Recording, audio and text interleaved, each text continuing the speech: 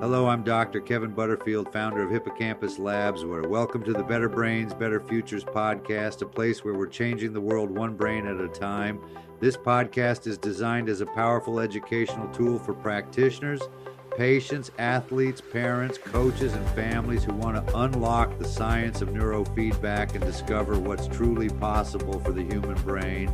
Together, we'll explore insights, protocols, and real-world stories that reveal how brain training can transform lives. Now let's listen in on the Hippocampus Labs AI Neuro Team interview. Better brains, better futures. Let's dive in. Okay, so if you're leading a major organization today, you know the feeling. It's just this constant, relentless pressure cooker. Absolutely. The demands are huge: speed, clarity, big strategic calls. All happening constantly. And it often feels like it's chipping away at your own well-being, right? Yeah. Your health, your ability to even think clearly sometimes. That's the trade-off people often face, isn't it? Peak performance is expected, but the human brain, well, it has limits under that kind of chronic stress and just sheer information overload. Which brings us right to what feels like a new frontier in corporate wellness, maybe even peak performance strategy. We've been doing a deep dive into some sources, materials from organizations really pushing the envelope here. And they're focused on this non-invasive technology called neurofeedback. It used to be just for elite athletes or clinical settings. Right, very specialized. But now it seems to be making serious inroads into the C-suite globally. And that's our mission today, really, to kind of cut through the hype and understand what neurofeedback actually is. How does it work? And critically, what's the measurable impact? How does training your brainwaves, which sounds a bit sci-fi, It does. how does that genuinely translate into, better boardroom decisions, less risk, maybe even a real competitive edge? That's the core question for any leader looking at this. Does it deliver tangible results? Exactly. Yeah. So neurofeedback. The technical definition our sources give is it's brain training using real-time EEG data. Teaches self-regulation. But that doesn't quite paint the picture, does it? No, the how is key. It's essentially a sophisticated feedback loop. You've got sensors, non-invasive ones, reading your brainwave patterns in real time. Think theta, alpha, beta waves, all that. Okay, so it's reading my brain activity. Then what? Then, if your brain activity shifts towards a desired state, maybe that's deep focus or maybe calm alertness, the system gives you immediate positive feedback. Like what kind of feedback? Could be visual. Maybe a video game element moves faster or a screen gets brighter. Could be auditory music might become clearer or louder. It's a reward signal. Ah, okay. So my brain learns subconsciously almost, aha, doing this gets the reward. Exactly. And with repetition, the brain starts building and reinforcing the neural pathways that make it easier to get into that state and stay there even without the machine. Right. So it's not just about feeling good during the session. It's about retraining the brain for the long haul. Precisely. The analogy used in the material, which I think is quite good, is strength training for the brain. Instead of building muscle mass, you're building mental capacity, endurance in specific high-performance states. Strength training for the brain. I like that.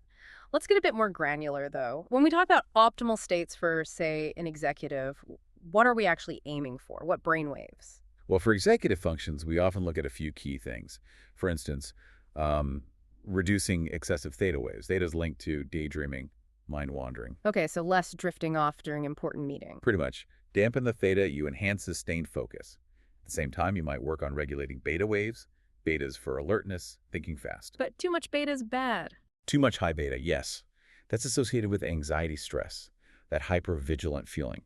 So the training helps modulate that, bring it down from overdrive. So if I'm constantly feeling stressed, operating in that high anxiety mode, neurofeedback could help me kind of shift gears mentally, down to somewhere calmer, more productive. That's the goal. And often, we also want to boost alpha waves. Alpha is really interesting. It's linked to that state of calm focus, reflection, creativity. Crucial for problem solving. So it's not just about pure focus, like a laser beam. It's also about flexibility. Absolutely. A leader needs both. Yeah. Right. Intense focus for analyzing data, but then that calm, open state for strategic thinking or innovation. Neurofeedback helps build that mental agility, that cognitive flexibility. Okay, that flexibility point leads us right into why this seems so relevant for the C-suite. The pressures are immense, making calls under uncertainty, the chronic stress, the sheer workload. It demands incredible mental stamina. You simply can't afford that cognitive dip, that afternoon crash when the stakes are high. And this is where I gather the prefrontal cortex comes in, the PFC. Exactly. That's the brain's command center. Neurofeedback has been shown to help optimize activity in the PFC. This is the area handling all those crucial executive functions: planning, working memory, decision-making, impulse control. So optimize PFC activity. What does that look like in the boardroom? What's the practical outcome? It means clearer thinking under pressure, less impulsive reacting, more strategic evaluating, better ability to filter out the noise and focus on what matters for a big decision. Okay, so improved judgment, essentially. Yes, and better foresight. Strategic thinking becomes less clouded by immediate stress or emotional responses. And what about that mental fog, that feeling maybe 3 hours into a complex meeting where your brain just feels tired? Cognitive fatigue. It's a real performance killer and a risk. That fatigue isn't just feeling tired, it's a measurable drop in how well your attention networks are functioning. So neurofeedback strengthens those networks. Yes, it acts almost like a buffer against that mental burnout. It helps leaders maintain that sharpness for longer stretches, which is vital, especially with global teams, long meetings, endless multitasking. I also noted the emphasis on stress reduction, specifically the non-pharmaceutical aspect. Yeah. Chronic stress is just toxic for performance, not to mention long-term health. And this is about building resilience proactively. Instead of just coping with stress after the fact, neurofeedback trains the brain's own self-regulation mechanisms. It helps calm the physiological stress response. Which would improve emotional stability. Definitely. Better emotional regulation. And critically, it often leads to improved sleep quality. And we all know how foundational good sleep is for cognitive function. Being able to manage your own stress response internally is a huge advantage. So if we pull this together for a CEO, a CFO, any senior leader, the key benefits are looking like sharper focus, better memory recall, Faster strategic thinking, quicker reaction times when needed. more resilience to stress, less emotional volatility, maybe even better leadership presence and communication. Potentially, yes, as a result of being more regulated and clear-headed. And the key features are, it's non-invasive, no drugs, and it's evidence-based. There's data behind it. Right, the data part is crucial for making the business case. This isn't just a nice-to-have wellness perk. Not if it's positioned correctly.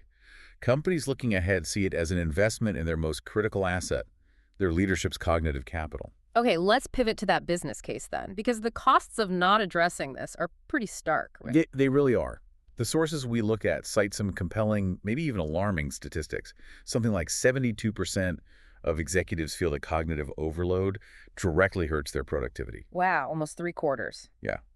And scaling that up, the estimated loss to U.S. businesses from stress-related issues, health costs, lost productivity, is around $300 billion a year. It's a massive hidden drain. So cognitive underperformance isn't just an individual issue, it's a significant organizational risk. If your top team isn't firing on all cylinders mentally, you're already paying a price, even if it's not an obvious line item. Exactly. Which makes the ROI argument for interventions quite strong. The data suggests companies investing in well-designed wellness programs, particularly those boosting cognitive health, see an average return of about 3.27 cents for every dollar spent.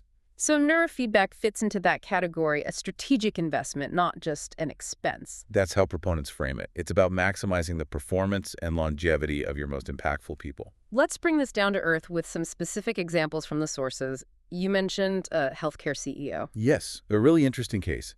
This CEO was under intense pressure, regulatory changes, big financial stakes. After doing neurofeedback training, What happened? they reported a significant reduction in their subjective anxiety levels, but also measurable physiological markers of anxiety dropped by over 60%. And crucially, they linked this newfound calm directly to making fewer mistakes during subsequent high-pressure financial negotiations. Fewer errors in high-stakes moments, that's a tangible outcome. A very tangible outcome. Less emotional reactivity led to clearer, more accurate execution. It scales to teams too, right? There was an example of a Fortune 500 executive team. Right, they used it during a strategic offsite. The results were fascinating. Post-training, 88% of them reported better clarity in problem solving. Okay, that makes sense. But maybe even more intriguingly, they also noted measurable improvements in how they handled conflict within the team. When people are less stressed, less reactive, they can navigate disagreements more constructively. Better collaboration, faster resolution, that's valuable. And it's not just the top brass. What about knowledge workers generally? Tech teams, analysts. Great point. Their primary output is thinking. One tech company integrated neurofeedback into their hybrid work setup. And the results. They saw fewer employee sick days, likely linked to lower stress. They reported enhanced flow states and creativity from their engineers and designers. And, importantly for operations, better adherence to deadlines. It seemed to move the needle on everyday productivity metrics. Okay, so for listeners thinking, this sounds interesting, but how practical is it to roll out? What did the pseudosys say about implementation? They address that directly. Providers now have certified systems designed for corporate use. These can be mobile units for executives working remotely or systems set up on-site. And tracking progress is key. Absolutely.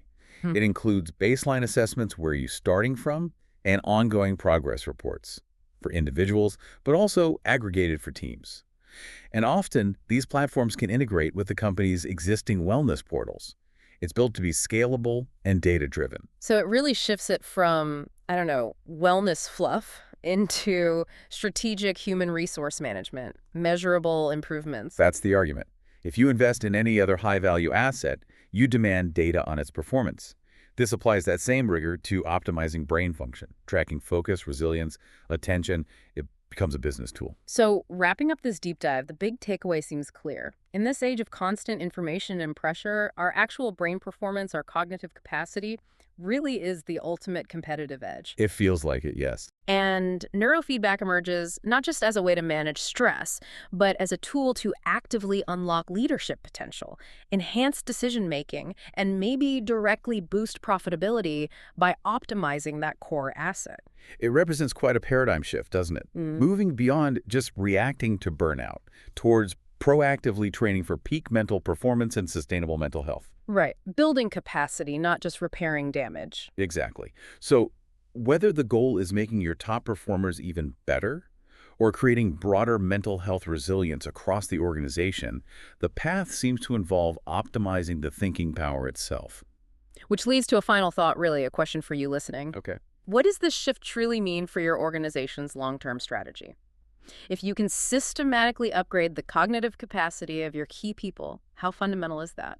And perhaps more urgently, how quickly do you need to consider integrating this kind of thinking into your plans? Definitely something to reflect on. Powerful stuff. That's all the time we have for this deep dive. Thanks for joining us. My pleasure.